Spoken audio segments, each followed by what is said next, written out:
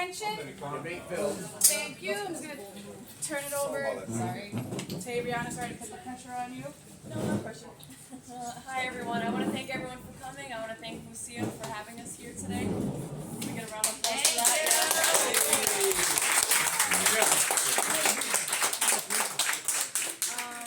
I just wanted to say I'm so proud of each and every one of us for joining this fight and getting this far. I'm fourth generation. I'm 22 years old and I have a son. I am also a parent. Our dedication in this fight was to have the community come together and really work on how we want to see McGinnis. We want to build a safe, sustainable street for all of us. My son is fifth generation. I want to make McGinnis safe and sustainable for my son to continue living in Greenpoint as a fifth generation kid, so that working families could continue to live here. It's sustainable for everyone and it's safe for everyone. And I think we could do that, and I'm proud to say we are on the way to do that. And we're gonna do it together. I know I have their name, but real quick, that's Brianna. She's the founder. I'm Evelyn. I am a member that kind of just tagged along. I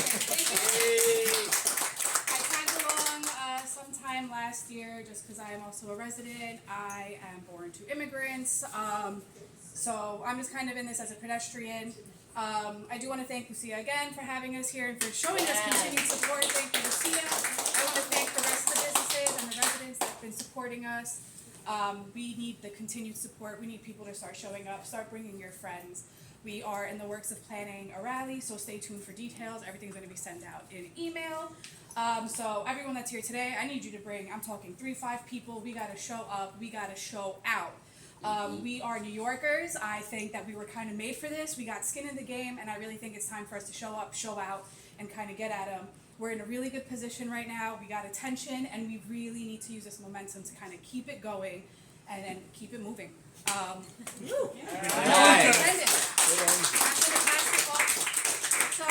going to introduce some of us are shy because we're not public people. I just didn't have a speech plan, but I'm Denise. I'm part of the Keep McGinnis Moving group of women that started this, and thank you everyone that has come to celebrate our 1 year. And yes, like the lady said, we just got to keep the momentum going and get more people involved and showing up and talking to their neighbors and informing each other and keep it going and not giving up, because it's a big fight, but we've gotten really far, and the plans are stalled now, and now we have an opportunity to make it something that's going to work, not this like harebrained idea that they came up with that obviously is so illogical. And so we want to make something that makes sense, and so when we have a rally, we have to show up, we have to let the neighborhood know, because the whole media is being controlled by this story that is not what the residents here want. It's not what the families need. It's not what the businesses want or need. It's not what the pedestrians, their safety's not in this plan, and we need to all be like showing up and speaking up about that. They have had enough attention and a voice about this plan that's not going to work. So we want to have a plan that will work. So yeah. Very good. I don't know if you have a speech prep, but this is Dee. She's also one of our members. I just kind of want to take the time to introduce everyone, because we've gotten a lot of crazy press and it's just not factual. We are a group of residents. So just that's Denise. We got Adriana. I'm Evelyn. We got Dee, and then we have Shannon over here.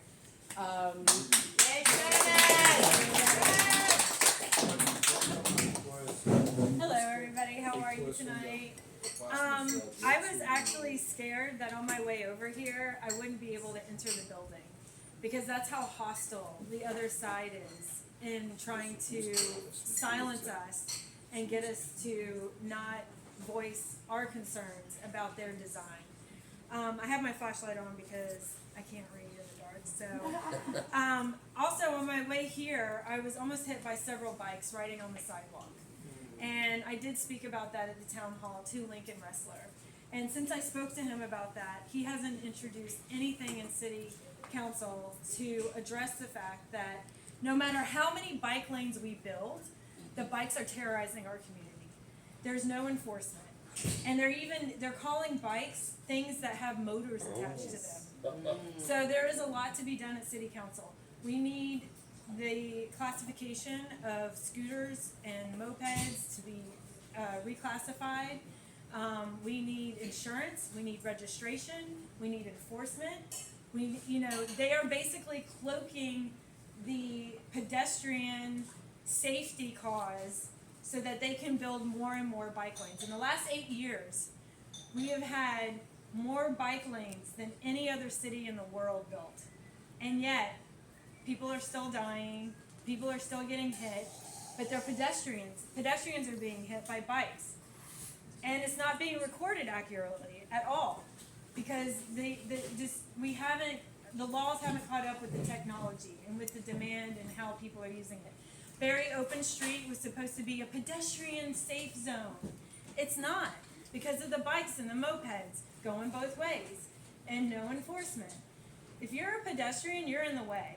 That's how we've been made to feel. And so that to me is the biggest problem with their proposal, that a bike lane will make McGinnis safer.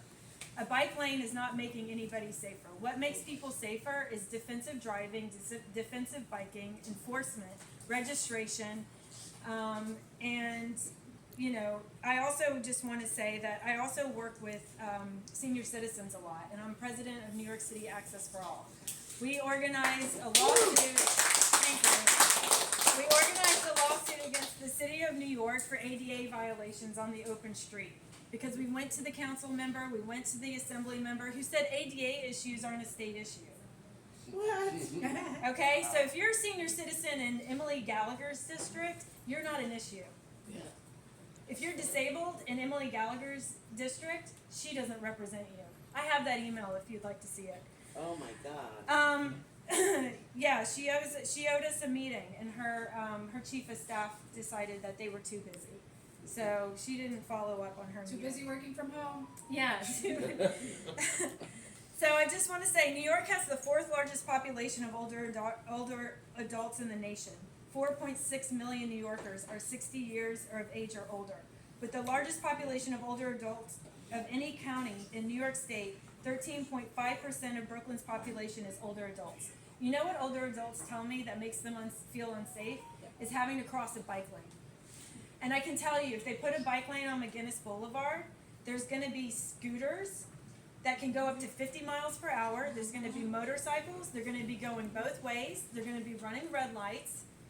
And it is not going to make anybody safe. It's not going to be safe for cyclists, and it's not going to be safe for pedestrians. And it sure as hell ain't going to be safe for people that are senior citizens or have mobility issues.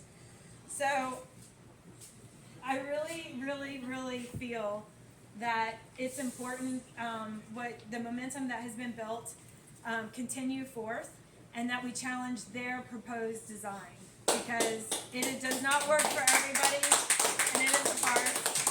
And I also want to thank Tony Argento for helping giving us a platform.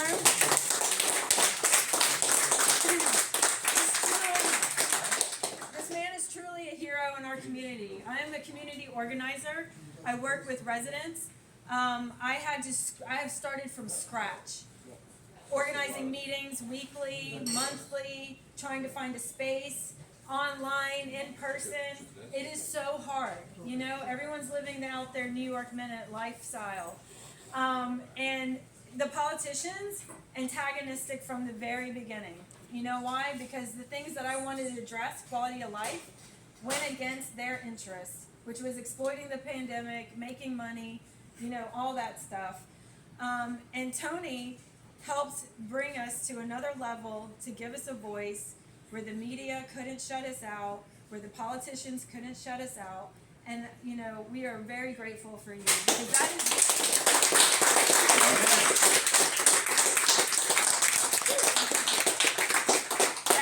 that is community, helping each other. And you know, he supports a lot of jobs in this community too, a lot of good jobs that people want to work, and can have a good standard of living on. So that's really important as well. And he's also a philanthropist, and gives back to our community a lot. He's very charitable. He does a lot of climate, environmental initiatives. So I just, couldn't be more proud about who I'm working with and who I'm holding hands with to fight back on that.